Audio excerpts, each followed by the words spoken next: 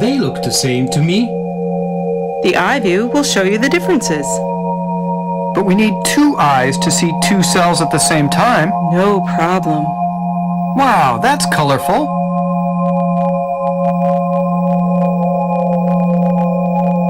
Now we can look for differences. Going in.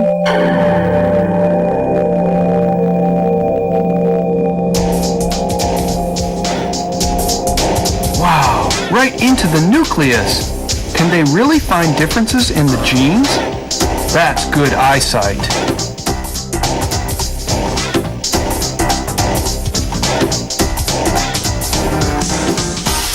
These are antibody genes.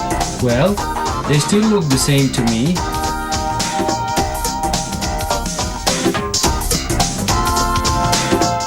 There you go. They are different.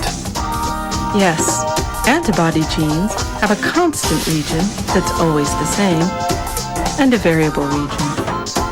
The variable region has 2 or 3 parts. Here we see V, D, and J. They are different in different cells.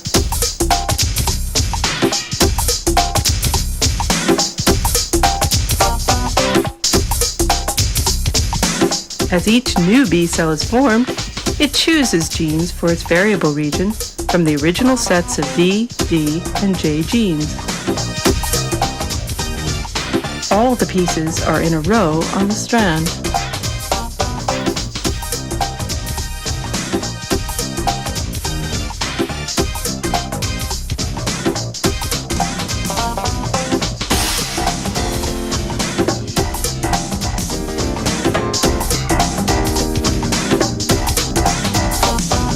The sequence of genes is changed by cutting pieces out.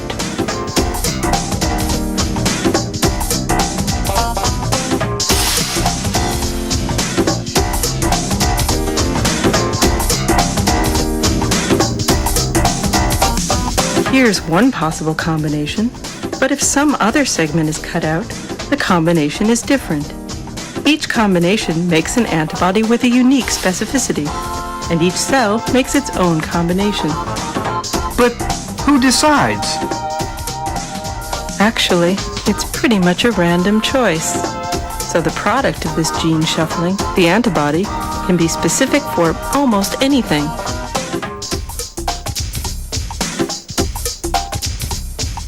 The process of mixing and matching genes is called DNA rearrangement.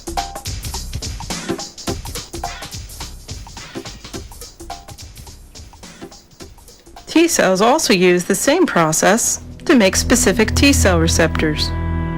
Once the B cell has an antibody, it leaves the site of production. What about those T cells? They are immature. They also leave. They get further education somewhere else. I'd like to see where. We're on our way.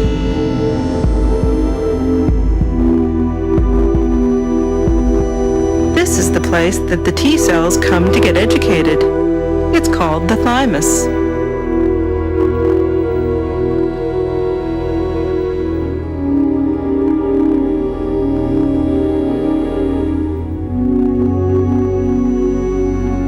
This is so confusing. Cells sit down, then jump up and go.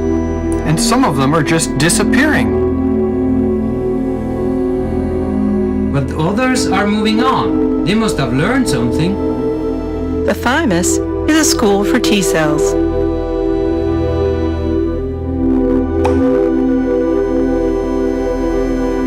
New students first have to study MHC, Class 1 and Class 2. When they can recognize one of them, they've passed the first test. Some cells cannot. They are really useless. Successful students must then be tested to see if they recognize self.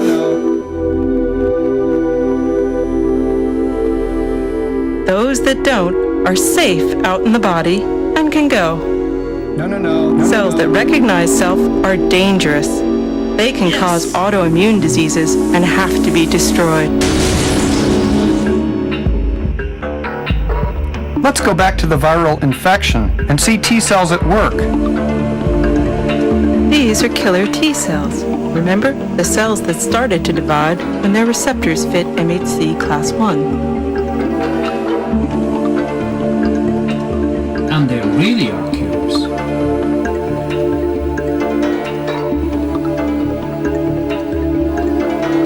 When they see viral peptides on the MHC class 1 instead of self-peptides, they know that the cell is infected. They release chemicals that put holes in the cell, killing it. And how does that help? Remember we saw what a virus could do to an organ if it wasn't stopped? Look what the immune system can do. Killer T cells recognize infected cells and kill them before the virus inside them can reproduce.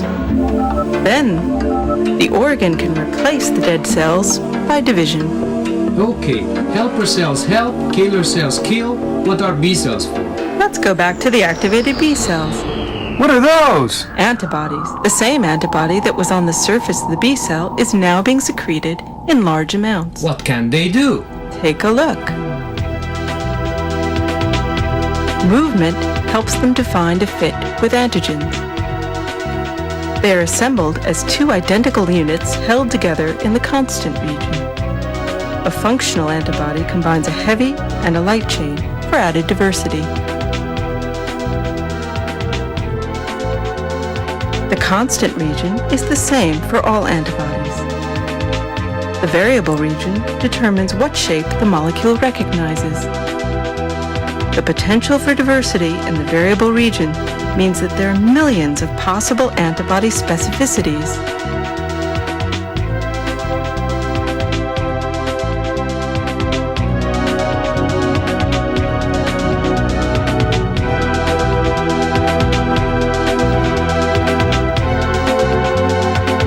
Thanks.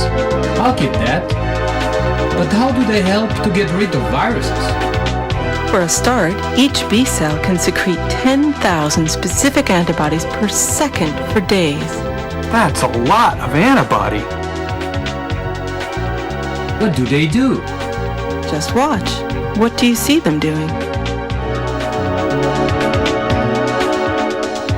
Well, there's some antibody binding that virus. And that one.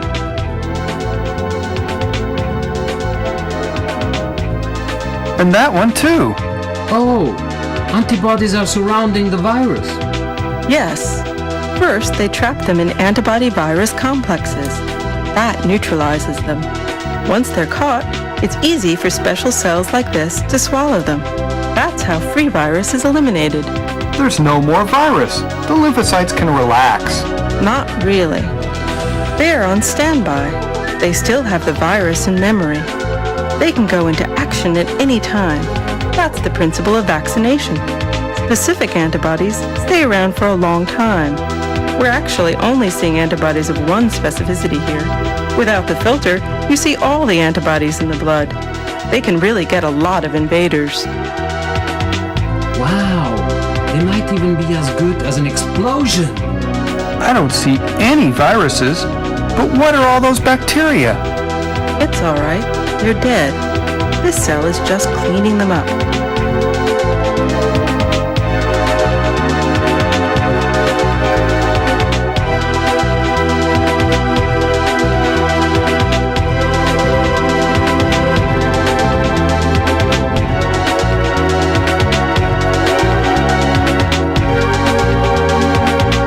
That's not dead. It's dividing. Let's go back.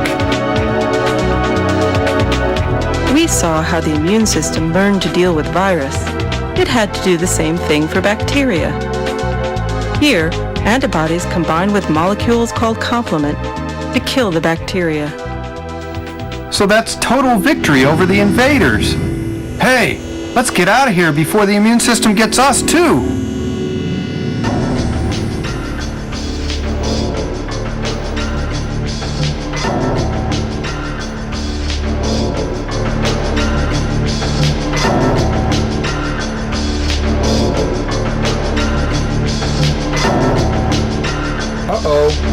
is starting to close.